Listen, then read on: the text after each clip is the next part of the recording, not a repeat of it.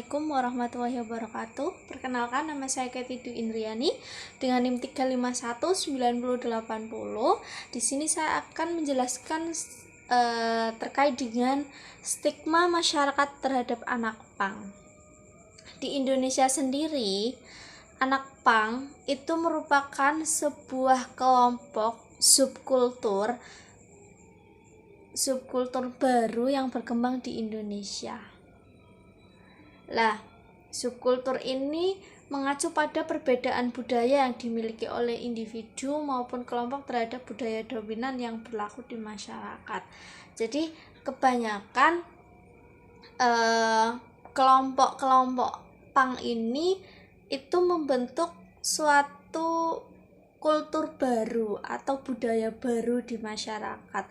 Yang itu tentunya budayanya itu seperti apa, nanti akan kita bahas sampai pada kenapa sih kok sampai masyarakat timbul stigma-stigma yang kurang baik terhadap anak pang seperti itu. Untuk yang sering kita lihat ya, bahwa anak pang itu kan cenderung pada anak jalanan, berpakaian hitam, terus gaya hidupnya urak-urakan, bahwa berandalan, terus hidupnya di jalanan itu ya. Stigma kita selama ini kan seperti itu terhadap anak pang. Namun yang perlu kita ketahui bahwa sejarahnya anak pang itu muncul kan sejak tahun 1990-an. Lah di tahun itu sebenarnya anak pang itu bermula dari musik yang underground itu sih. Ya, musik yang underground di mana itu adalah sekelompok orang yang punya hobi atau punya kesukaan musik, genre musik yang underground, yang cenderung keras dan bebas, lepas seperti itu. Namun di era yang tahun 2000-an ini, anak pang sendiri itu bergeser dari yang tadinya hanya sekedar lifestyle, terus yang dulu memang di tahun 90-an lifestyle-nya cenderung suka mabuk-mabukan dan sebagainya, lalu bergeser di tahun 2000-an. Sekarang anak pang itu menjadi suatu hal yang pakem, dalam artian seperti yang ada di berita, anak pang ini itu menjadikan satu idealisme baru untuk mereka, seperti itu. Jadi anak pang yang sekarang itu lebih pinter.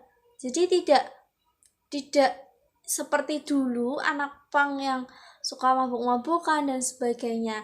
Namun yang kita ketahui bahwa anak pang ya tetap anak pang, tetap urak-urakan, tetap apa gitu ya.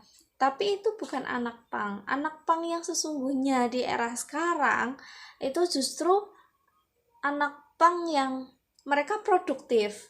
Mereka menciptakan banyak lagu-lagu perjuangan, kayak lagu Darah Juang itu juga ciptaan dari salah satu mahasiswa di UGM.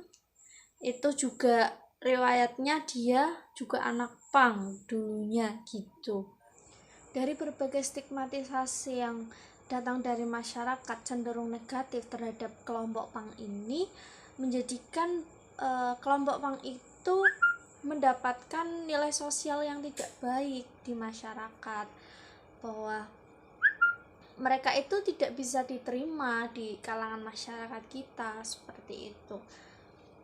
Oleh sebab itu sebenarnya kalau kita telisik dari segi nilai sosialnya pun, mereka karena cenderung mereka memberikan aksi yang negatif di masyarakat dan juga stigma-stigma yang sudah berkembang banyak di masyarakat, menjadikan bahwa anak pang itu tidak bisa diterima di masyarakat.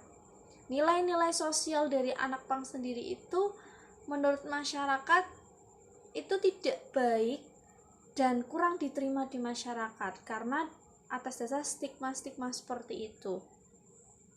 Lalu kalau kita telisik dari segi mobilitas sosialnya, ini juga terjadi mobilitas sosial atau pergeseran, di mana ini itu masuk dalam mobilitas sosial horizontal, dimana di sini ada pergeseran kelompok yang di situ bukan pergeseran kelompok tapi pergeseran kelas yang di situ tidak begitu mempengaruhi, dalam artian terjadi mobilitas horizontal di mana yang tadinya tahun 90-an anak punk itu hanya sekedar lifestyle yang urak-urakan dan sebagainya, kalau di era 2000-an anak punk ini menjadi suatu ideologi. Seperti itu. Mungkin itu saja yang bisa saya sampaikan, kurang lebihnya mohon maaf. Wallahul muwaffiq ila aqwamit thoriq. Wassalamualaikum warahmatullahi wabarakatuh.